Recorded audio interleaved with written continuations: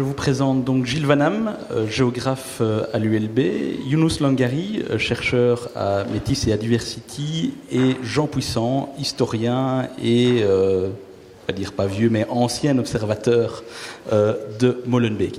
Alors, on va commencer ce qui va pas être un débat, hein, on va pas mentir non plus, ce qui va être en fait une forme de dialogue. Les personnes qu'on a invitées nous ont tout de suite dit voilà, tournons pas autour du pot, il se passe quelque chose à Molenbeek, discutons-en, tout en affirmant dès le départ qu'en fait, finalement, sauf à la sûreté de l'État, et on n'en sait même pas en plus, on n'a pas les infos sur tous les aspects, et donc ce qu'on peut faire, c'est apporter un éclairage qui va être contextuel à la chose. Il n'empêche qu'on peut se poser beaucoup de questions. Hans van Candelaar les a déjà introduites. Et la première, finalement, c'est en regardant un peu les headlines et les dépêches de presse, et on voit apparaître toute une série de lieux, Molenbeek bien entendu, mais aussi Verviers, Vilvoorde, Charleroi, Saint-Denis, Kuregem, et qui finalement nous dessinent une forme de géographie post-industrielle, puisque là on est bien dans toute une série de lieux qui ont un passé industriel et migratoire intimement lié. Et donc la première question que j'avais envie de poser ici, finalement, on n'entend pas le même discours, par exemple, par rapport à certaines banlieues françaises, même si on les voit, mais on n'a pas l'impression d'avoir cette stigmatisation continuelle. Est-ce que c'est parce que Molenbeek est au cœur de la ville, est à 500 mètres de la Grand Place, pas trop loin des hôtels de journalistes, qu'on a une telle médiatisation? Est-ce qu'il y a une forme de spécificité du positionnement urbain de ce Molenbeek dans la ville occidentale européenne qui contribue à ça, ou est-ce que c'est, je dirais, un pur hasard? De même, cette géographie post-industrielle, elle souligne des lieux qui sont dits en déclin, mais qu'on a décrits d'une grande vitalité. Et donc, voilà, je voulais un peu avoir votre premier avis. Ce positionnement, est-ce que ces anciennes communes post-industrielles formeraient une sorte de terreau un petit peu particulier, et est-ce qu'il y a une particularité ou pas à Molenbeek, finalement? Je ne sais pas qui a envie de démarrer, Gilles Vanham, Jean Puissant. Peut-être le passé. Bonjour. Mon expérience de Molenbeek remonte à 1964 au plus loin. Il s'agissait encore d'une commune fortement industrielle, comme elle l'était devenue depuis la première partie du XIXe siècle. La réponse est en partie la proximité du centre-ville. En fait, Bruxelles a la particularité, qui n'est pas celle des villes capitales en général, d'être une ville industrielle importante depuis le XIIIe siècle. Elle est devenue une grande ville industrielle au XIXe et au XXe siècle, au point d'être, en termes d'emploi, la première région industrielle du pays pendant près d'un siècle, entre la fin du XIXe et les années 1960. C'est le centre de Bruxelles, c'est la vallée de la Seine, qui implique effectivement le développement industriel ancien et contemporain de la ville, puis le versant ouest moins élevé de la ville qui accueille l'industrie. La désindustrialisation a été brutale. Nous sommes passés, Christian van der Motten évoquait ici effectivement 10 000 emplois dans le secteur secondaire et annexe. Bruxelles a atteint, à la fin des années 60, 165 000 emplois dans le secteur secondaire. Donc il y a une transformation économique importante, mais une transformation urbanistique aussi. Lorsque j'ai pour la première fois fréquenté Molenbeek, 1964, c'était un territoire en pleine activité. Quand j'y suis revenu à la création de la fonderie en 1983, c'était un territoire dévasté. Gilles, est-ce que ça voudrait dire qu'aujourd'hui, on a finalement une friche industrielle au milieu de la ville avec toute sa cohorte de conséquences sociales un petit peu, je sais pas moi, le nord de la France, le Val-en-Seine-Nois, sauf que c'est au milieu de la ville? Alors, Je reviendrai une seconde sur la première question, celle est-ce que Molenbeek est plus stigmatisé qu'une banlieue française? Je pense absolument pas. Je pense que les banlieues françaises sont pleines, dans les médias, pleines d'approximations. Enfin, ce sont aussi des espaces dynamiques, ce sont aussi, enfin, exactement tout ce qu'on nous a raconté là sur Molenbeek dans l'exposé précédent. Je dis pas que ça s'applique de la même façon aux banlieues françaises, mais enfin, ce décalage entre la réalité sociale quotidienne des habitants des banlieues françaises et l'image que ça a dans les médias. Et pour preuve, comment est-ce que Molenbeek a été décrit dans les médias français comme une banlieue, alors que n'importe quel Bruxellois sait que c'est le centre de la ville. Et donc c'est bien la preuve que on est finalement des espaces qui sont socialement de même nature, même si en réalité leur position dans la ville est complètement différente. Et c'est ce qui probablement est, par rapport aux banlieues françaises, je dirais, sans doute un atout pour Molenbeek et ses habitants. C'est-à-dire que finalement, il y a plus de diversité, de dynamisme, de mouvement, et moins d'isolement du fait que les populations en difficulté sont plutôt concentrées au cœur de la ville qu'éloignées loin. Je dirais que l'éloignement géographique est sans doute un facteur aggravant par rapport à la situation qu'on rencontre à Bruxelles. Oui, et justement pour rebondir un petit peu là-dessus, on a une image qui est souvent diffusée, qui est d'un ghetto, d'un manque de mixité, qui est d'ailleurs remettre de la mixité est un leitmotiv systématique des autorités urbaines. Est-ce que c'est vraiment le lieu d'un entre-soi à un point tel, ou est-ce que parce que par ailleurs il n'y a pas très longtemps vous avez publié des chiffres des migrations dans la fact sheet qui a préparé cette nuit du savoir, on a montré que les migrations sont beaucoup plus diverses qu'avant, et donc là il n'y a pas aussi un décalage entre l'image et la réalité, cette logique de l'entre-soi, du ghetto qui est parfois même utilisé un petit peu abusivement par certains. Le quartier central, c'est un quartier où il y a énormément de mouvements. Un quartier central, un quartier où le marché du logement est locatif. Et donc, entre 2005 et 2010, pour vous donner une idée, 30% quittent le quartier pour aller vers d'autres types de quartiers, c'est-à-dire des quartiers moins défavorisés. 30% de la population en 5 ans.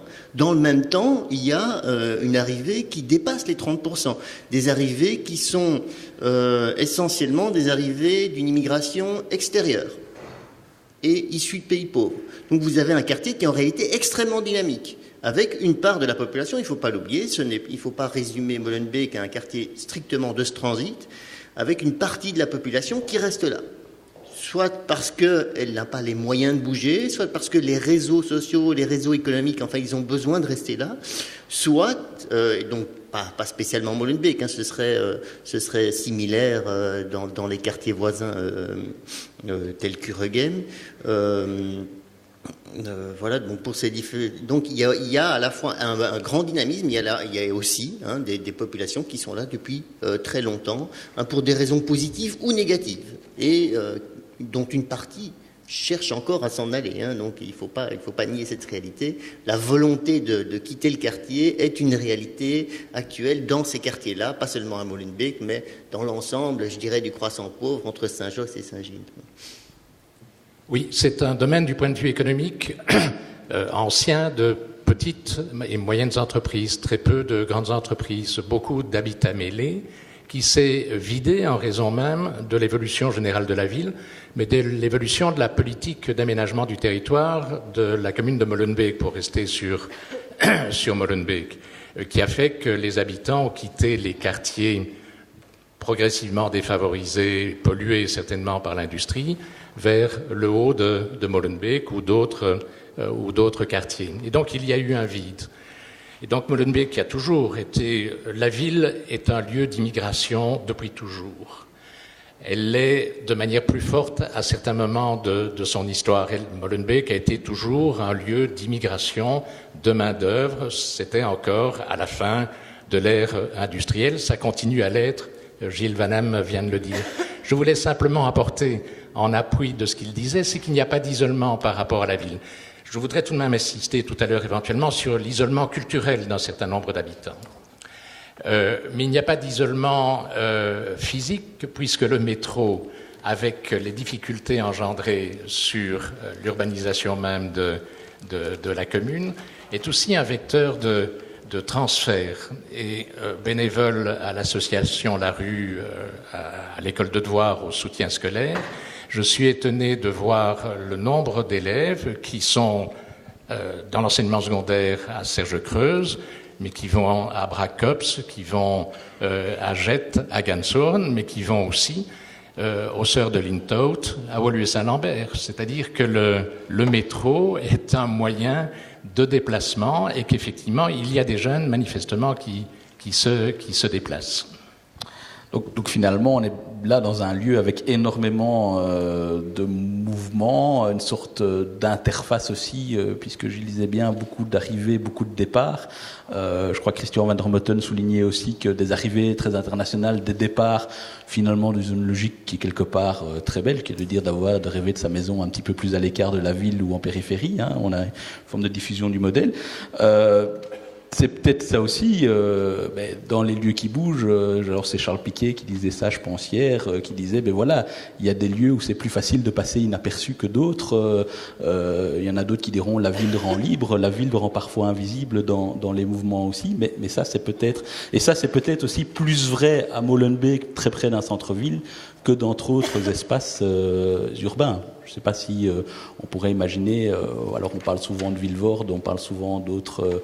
Il y a quand même cette combinaison d'une connexité forte avec l'urbain qui n'est peut-être pas rencontrée dans tous les quartiers défavorisés que vous avez pu cartographier à l'échelle de la Belgique, par exemple.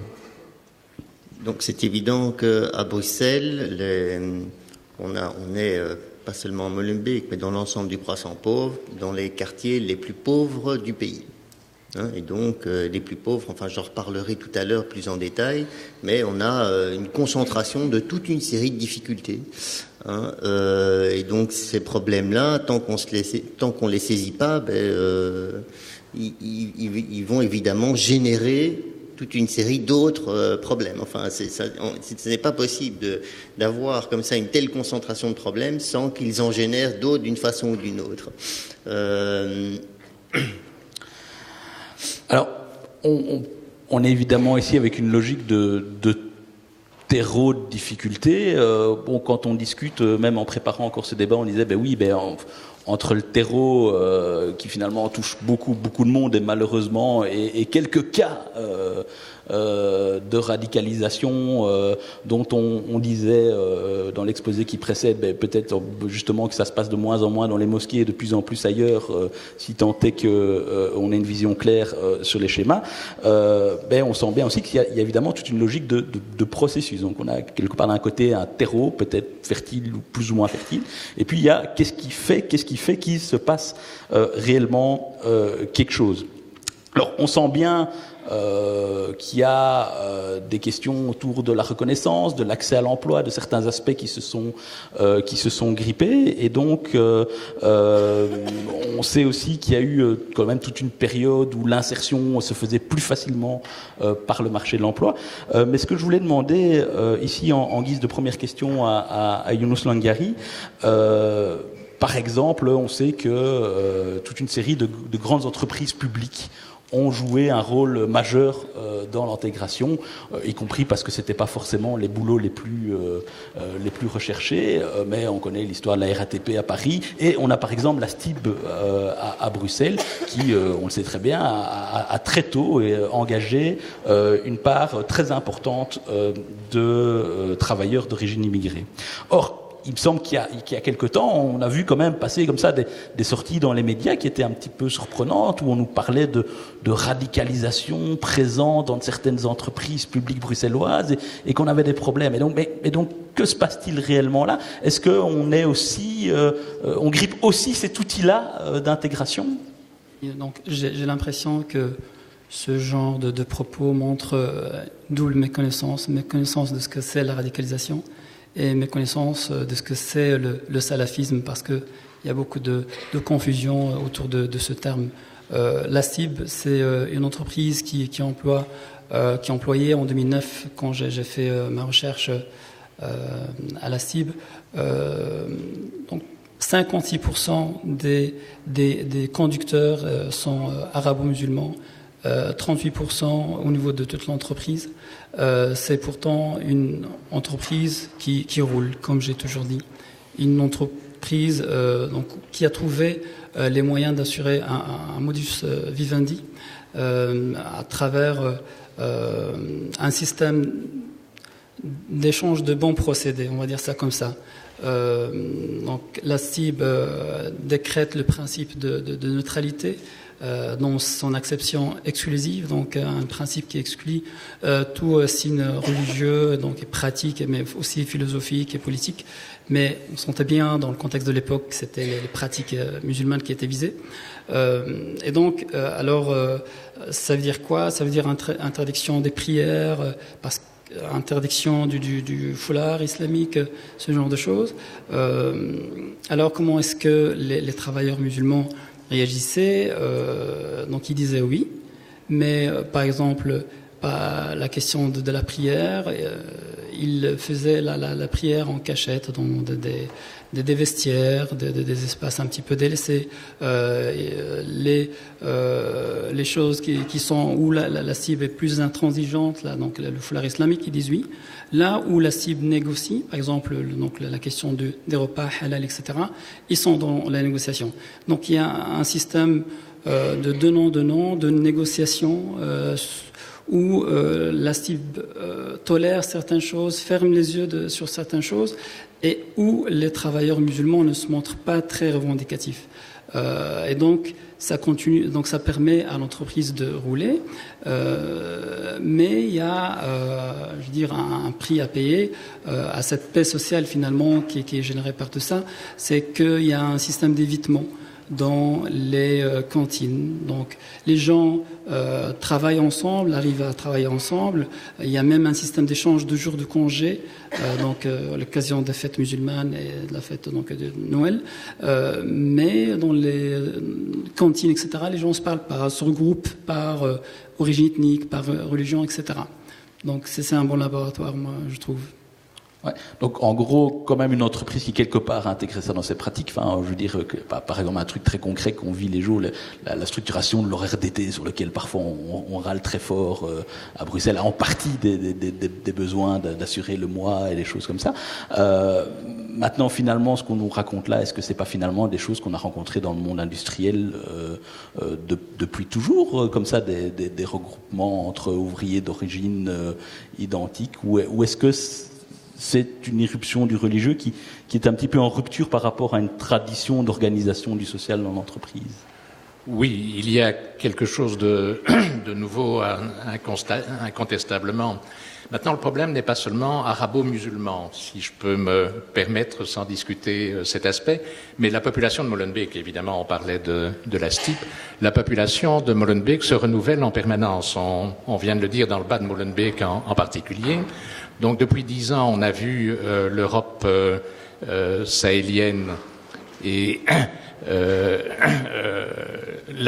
l'Afrique sahélienne et l'Afrique noire arriver. Vous avez des lieux de culte qui sont segmentés dans le monde musulman selon les origines nationales. C'est connu, Maroc, turc, mais aussi tel type de croyants.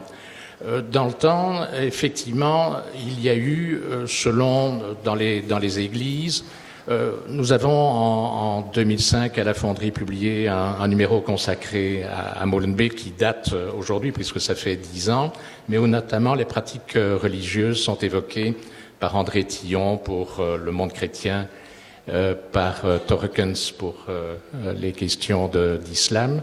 Et effectivement, il y a des segmentations selon l'arrivée des migrants. Vous aviez des églises où vous aviez des prêtres qui prêchaient en flamand, vous aviez la population flamande qui était là, mais la sociabilité se constituait plutôt en dehors du travail ou de la religion. C'était les cafés, et là vous aviez une segmentation des cafés qui étaient plutôt fréquentés par tel ou tel type d'ouvrier de telle entreprise, par des personnes plutôt flamandes ou wallonnes à Molenbeek, puisqu'il y a aussi une tradition wallonne chez les mécaniciens. Donc la segmentation ethno-linguistico-religieuse toujours existé, puisque c'était de nouveaux arrivants qui avaient tendance à se regrouper par affinité, par proximité culturelle et de langue. Si vous permettez ce que je disais tout à l'heure, il y a tout de même, me semble-t-il, une question d'enfermement qui n'est pas liée à la mobilité que l'on a évoquée. Il y a tout de même un enfermement culturel. Au moment où une population est très majoritaire dans un quartier, j'ai l'impression, comme ça a été dit, que c'est moins important qu'il y a 10 ans. Il y a des populations originaires d'Europe de l'Est et centrale qui arrivent dans le bas de Molenbeek pour des raisons à peu près équivalentes, mais qui a un enfermement culturel qui était provoqué pour des raisons technologiques. Ce sont les paraboles. Les paraboles ont introduit une sociabilité particulière, extérieure, avec une vision fantasmée des pays d'origine, qui est effectivement un élément d'enfermement extrêmement important. Puis l'accès aux activités culturelles. Il y a l'école, c'est pour ça que je crois que l'école est essentielle et que là, elle a malheureusement manqué à sa mission fondamentalement, même si beaucoup ont utilisé l'école pour réussir. Monsieur Langari, finalement, le cas que vous avez étudié de la STIB, c'est quand même encore un lieu où la socialisation et l'interaction se fait par le travail. Mais quid de cette socialisation, de cette interaction, de cette négociation? Alors, moi, je la connais un peu dans le monde de l'école, mais qui est un cadre extrêmement structuré, rigide. Mais quid finalement des espaces de négociation, de structuration, de construction sociale, religieuse, culturelle après l'école, quand on n'arrive pas à rentrer dans le monde du travail, je dirais, voilà, ou dans un monde du travail qui aujourd'hui est de moins en moins de la grande entreprise, comme la STIB est finalement un petit peu une exception, et de plus en plus un monde de la petite entreprise où on a éventuellement moins cette logique collective. Et donc, quelles sont les nouvelles formes de collectivité? Est-ce que c'est pas aussi des nouveaux espaces, y compris virtuels, qui se mettent en place Moi, je vais parler de choses sur lesquelles j'ai travaillé, et donc je travaille sur la question de la radicalisation. Je vais faire le lien avec la STIB. La STIB est finalement une entreprise où ça se passe bien quand même, ou qui arrive à gérer un inconfort. À l'échelle de la société, l'inconfort est moins bien géré, et donc c'est sur cet inconfort-là que viennent se greffer des éléments de radicalisation. Donc on a des personnes qui ont un sentiment de discrimination, de stigmatisation, d'être considérés comme des citoyens de seconde zone, d'avoir été délaissés par le mécanisme de redistribution des ressources matérielles et symboliques. Et donc ça crée un sentiment d'inconfort, d'injustice, parfois d'humiliation, parfois de révolte chez certaines personnes. Et donc ces personnes-là, certains, il y a une pluralité de profils, de trajectoires, mais la tendance est de se couper doublement, donc se couper de la société dans son ensemble, de ses institutions, de ses structures, mais se couper aussi de la communauté musulmane. Donc on se met doublement en marge, en fait, et on se construit sa religiosité, donc à un moment très avancé du processus de la radicalisation, en marge en fait, et donc en décrédibilisant, non seulement en se mettant en marge des institutions de la communauté musulmane, tout l'espace associatif, toutes les mosquées, tous ces espaces qui permettent à la fois aux personnes de parler, de se réaliser aussi, mais de contester de façon légitime, ce que j'appelle la contestation légitime, à travers des associations de lutte contre la discrimination, contre les stigmatisations, etc. On se met en marge de tout ça, on décrédibilise tout ça parce qu'on considère que c'est trop mou, il nous faut plus, parce que la révolte est grande et parce que l'inconfort est grand. Et donc sur cet état d'esprit viennent se greffer des éléments, alors là des recruteurs ou bien la rencontre de certains discours sur donc la toile, etc., qui sont alors religieux. Donc en fin de compte, on a une expression religieuse d'un malaise qui est autre, qui est un malaise social et politique. Et donc, si je pousse un peu le raisonnement un petit peu, finalement, on n'a plus de gros mouvements sociaux, de grosses... voilà, les émeutes sont très loin finalement quand on se souvient à Bruxelles. Il y a plus vraiment beaucoup de mobilisation collective où on sent pas en tout cas de cristallisation collective de ces enjeux sociaux. Et donc, mais paradoxalement, ça fait aussi plus de moyens de se rattacher à quelque chose de plus ou moins structuré. Et donc, on est plus dans des logiques d'individualisation, y compris des luttes. Et donc est-ce qu'on pourrait dire qu'on a aussi là un problème finalement d'un manque de conscience politique ou d'un manque de conscience collective dans ces communes? Et là, on aurait aussi peut-être perdu des choses par rapport au passé ou à une capacité de mobiliser ou de résister. Je sais pas si Gilles a quelque chose à dire par rapport à ça, même si je te pousse un peu loin par rapport à des questions de légitimation, de géographie électorale ou autre. Mais donc, est-ce qu'il n'y a pas un travail d'encadrement des luttes sociales qui manque finalement? C'est clair qu'il fut un temps où les solidarités ouvrières permettaient, pour ceux qui se trouvaient en bas de l'échelle sociale, de dépasser les différences culturelles, les problèmes quotidiens qui pouvaient se poser. Et dans des entreprises comme la STIF, je pense que c'est encore le cas. Et on a là encore une main-d'œuvre qui n'est pas trop segmentée, et donc on garde un taux de syndicalisation important. Et finalement, moi je reste dubitatif quand on me parle de radicalisation à la STIP. Je pense pas que ce soit un terreau particulièrement favorable, même si je l'ai pas étudié, mais enfin c'est ce que semblait dire mon voisin ici, à ce type de processus. Or aujourd'hui, pour ceux qui ne traversent pas les étapes extrêmement difficiles du parcours scolaire, pour ceux qui ne parviennent pas, qu'est-ce qu'il leur reste comme perspective? La précarisation sur le marché de l'emploi,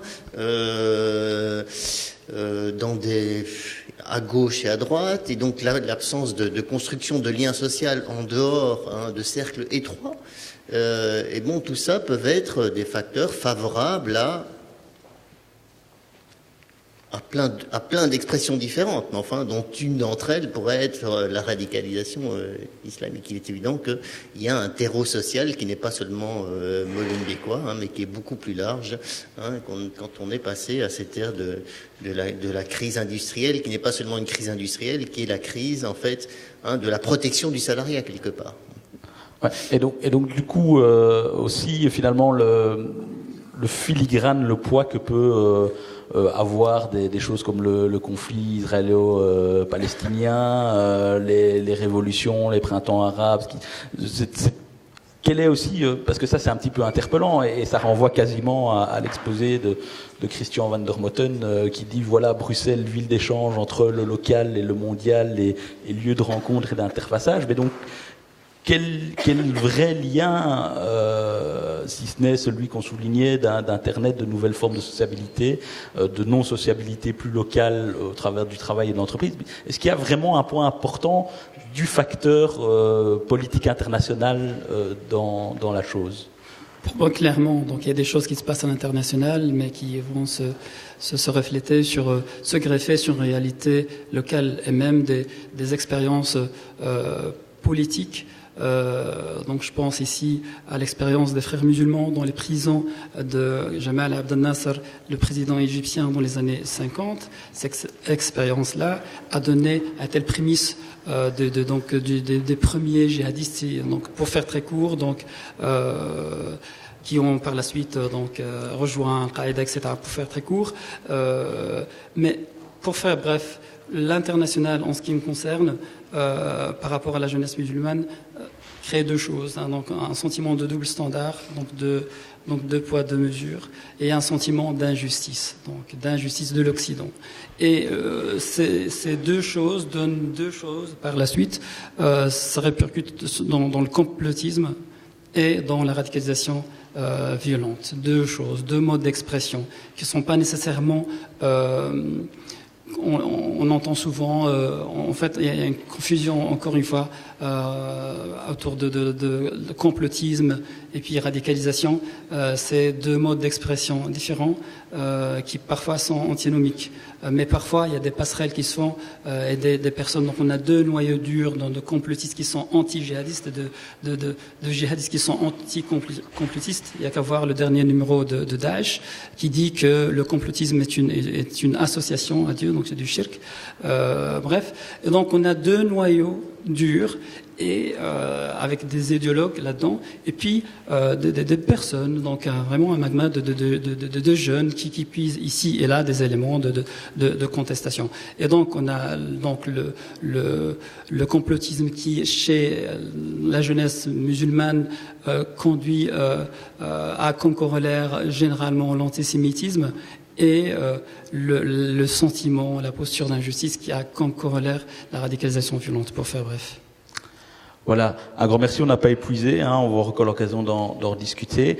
Mais en tout cas, je voulais tous les trois vous remercier en tout cas de venir se livrer à cet exercice pas forcément facile, parce que on était un petit peu à notre limite de champ de compétences quand même, il faut le reconnaître. Merci.